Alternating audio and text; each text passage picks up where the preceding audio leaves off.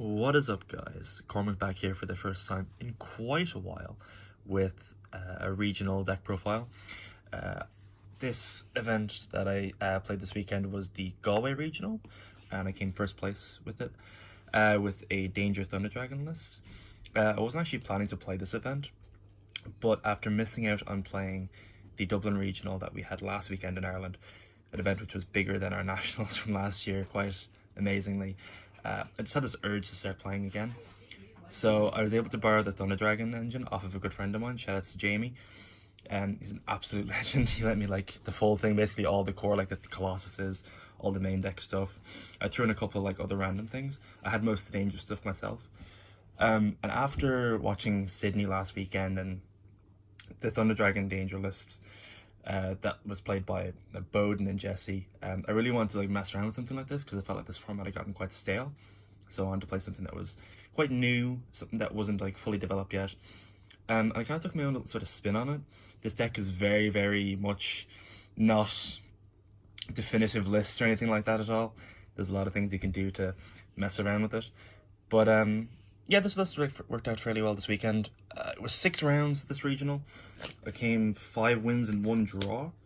Drew in the last round against a pure Thunder Dragon player, just because the game 1 took like close to 30 minutes. I realized I was losing it, and then game 2, I just kind of blew him out of my opening turn, and then he evened me, but he didn't have enough time to do any damage, and then next turn I just attacked, and we ended up in a draw. But I'll get into this profile now. So to start off, we played 3 copies of Batteryman Solar. The thought process behind this was that it's the most reliable normal summon you would have. So I know in Bowden and Jesse's deck they were playing Mathematician along with Glowbulb and Dotscaper. So I would maybe have played Mathematician if I could have gotten a good Dotscaper for this event, but nobody I knew had one.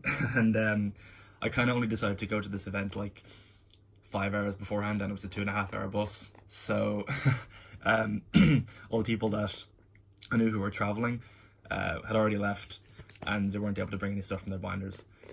So because of that, I just thought that this is the most consistent one. And the fact that it generates a token is actually quite relevant for the version of the deck that I'm playing here, which we'll get into later on. But also the fact that I was playing the Brilliant Fusion engine, but I couldn't get a Prismora. So the fact that my Brilliant Fusion wasn't able to access my Thunder Dragon engine, or the majority of it, meant that I just wanted to have something that would always be live and consistent, which is kind of the thought process behind regionals. You don't necessarily need like a good deck, you just need a consistent deck. I think this was just the best normal summon for it. It might change in future though. There's a bunch of options, like the previously said Mathematician, and maybe things like the Armageddon Knight and Dark Grapher with certain other packages, but we'll get into that later on. So for the Thunder Dragon engine particularly, I played 3 Dark, 3 Hawk, 3 Matrix, and 2 Dragon Roar. So with this list, I was taking a fairly heavy approach to the Thunder Dragons themselves, because what I'm doing with this version of the list is trying to just sort of loop the engine to try and loop cards out of the opponent's hand. So you actually want to be seeing a bunch of these cards all the time. So Dark is obviously just the best one because it'll get you to the rest of them. Roar is fairly mediocre. It's the reason why you played it too, but you're able to access it so easily through things like Summon Sorceress and whatnot, and the Batteryman Solar. And you never actually want to open it itself. You'd rather just send it off certain things and banish it for like Snow or Goldsark or the White Dragons, which you'll see later on. You need 3 Matrix for this version of the deck because of the loop that I'll be going on about later on. And I decided to play 3 Hawk, even though Jesse and Bowden played 2, because my thought process is that for things that are just curious, when you use the Hawk in your basic combo, but if you mill the second one off of the Curious, you actually have no real extension on the following turn, because I'm not playing some of the things like the Dotscaper and Glowbulb like previously mentioned. So I felt like the third one was pretty necessary. So that was it for the Thunder Dragon lineup. And then for the Dangers, we played 3 copies of Nessie, 3 copies of Jackalope, and then 2 copies of Tsuchinoko. So the reason behind this ratio is that I didn't want to play Chupacabra, because that card is fairly dead on its own, and if you hit it in the early game, or like if it's like the first thing you're activating and they hit it, you just wasted a card essentially. And this type of deck is actually fairly prone to bricking or getting easily stopped by things like hand traps, so I didn't want a card that would be very likely dead if it would ever get hit. And then I didn't want to play Mothman because Mothman I felt was only good if I was increasing the deck count to closer to 50. This is a 44 card list. So I wanted to keep the deck count fairly low because I wanted to be able to see my side deck cards. That's kind of the reason why I also played 2 Tsuchinoko. But the other reason is that Tsuchinoko doesn't replace itself as another deck in your graveyard, whereas Nessie and Jackalope do. What I mean by that is that, so if they hit Nessie, you'll get access to another dark card, which will inevitably end up going to your graveyard either by linking it away or they'll hit this from your hand. And Tsuchinoko only gets itself, which is really important for a later engine that you'll see later on. But you want to see at least one of these pretty much in always your opening hand because the cards are just insane. And they're super good to hit like Roar or Dark off of. They just get your engine going, which are really, really good. And then for the following engine, we played 3 White Dragon Wyverburster and 2 Black Dragon Collapse Serpent. These cards are like the best cards in the deck. They're just absolutely insane. Wyverbuster plus like Solar, Wyverbuster plus like Solar is like just an insane combo. You usually just loop their entire hand, which is pretty insane. And they're like just the best extenders in your deck because they get you 2 free link materials and trigger one of your guys. And the reason why you played 2 of this as opposed to 1, because I see a lot of people playing 3 and 1, is that if you hit the 1 of this out of your hand with a danger, or if you mill the 1 off of, say, a Curious, then your entire engine is pretty much dead. So you want to just keep the engine as live as possible all the time. And even opening this one isn't too bad if it's playable, because you can just summon this, link it away, get the white, and the white will probably just trigger something like a Roar or a Dark, and just get your engine entirely online. And then for the standard stuff for the sort of list, you played the 1 Amber and the 1 Snow. The Snow is just the best card in the deck. I don't think this card needs explaining. You're always sending it off of the Brilliant Fusion. Although I wish I played Prismora at this event, but I wasn't able to get it just for the option for it. But it usually didn't come up too much because this card is just so insane, especially in the mirror.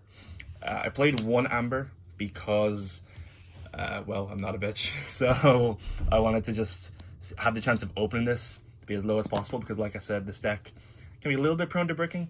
It's also why I didn't play the OG Thunder Dragon, because while it can make the dangers more live, it's not a card that necessarily gets your engine going as well. It's effect in hand, but that's kind of the best thing about it. And even though you can set this card and turn it into a Colossus, I didn't want a thing that had a semi-utility. I wanted all my cards to have high impact, so that's why we only played 1. And then for the kind of spicy engine in the deck, I suppose, we played 2 Chaos Dragon Legionnaire and 1 Darkus Diabolus. So this engine is paired in tandem alongside, if I can get them out, the 3 Melody of Awakening Dragon that we're playing in this deck. This engine is just absolutely insane. So the Melody it was already a pretty good card in this deck, but when people started introducing dangers into the list, Melody just became absolutely insane.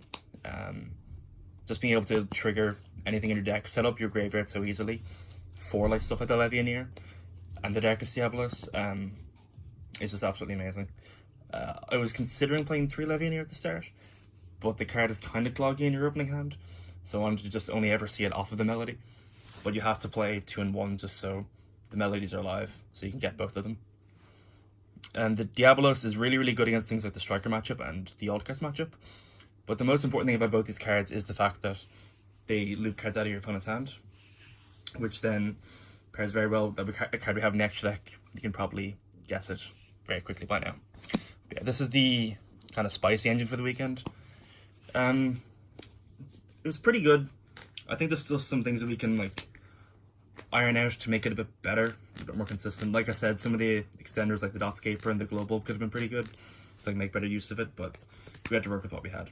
And then for the last couple of spells in the deck, we played 3 Goldsark, 3 Brilliant. These cards are just insane to get your engine going.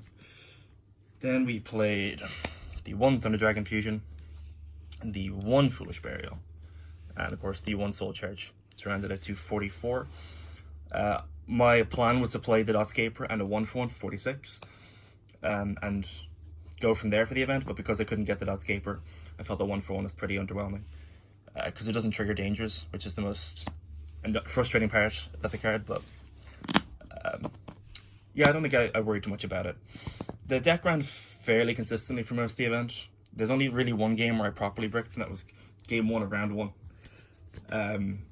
Outside of that, I think I 2-0'd every other matchup that I won, and then I drew the last round, so it wasn't too much of an issue. Then we got our tokens, got our Rep Jaden every time, and then moving on to the extra deck.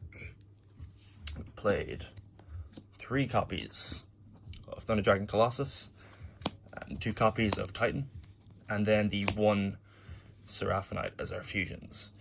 So with this lineup, the Colossus is mandatory, obviously. You need to play 3 of it.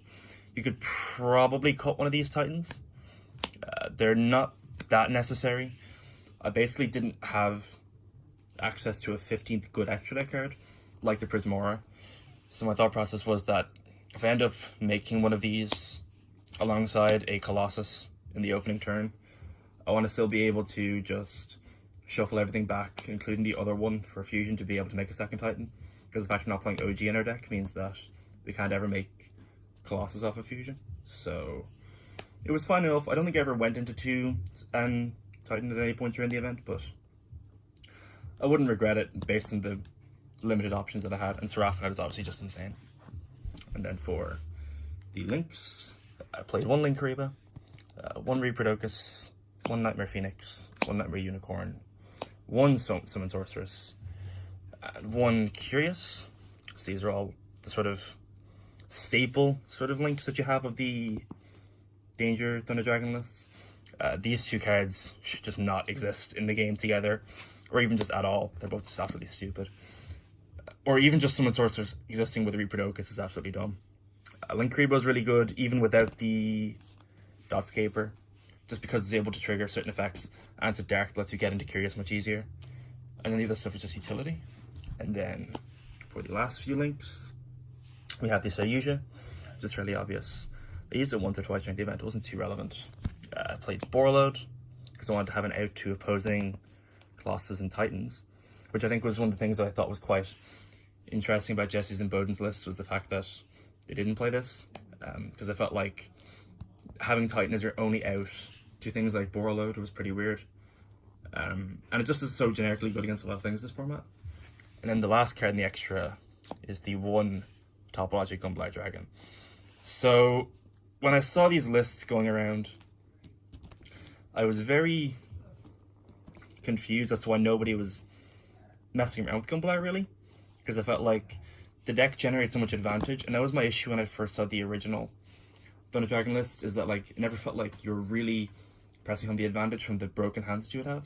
You would just be ending on the same number of Colossus and Titans.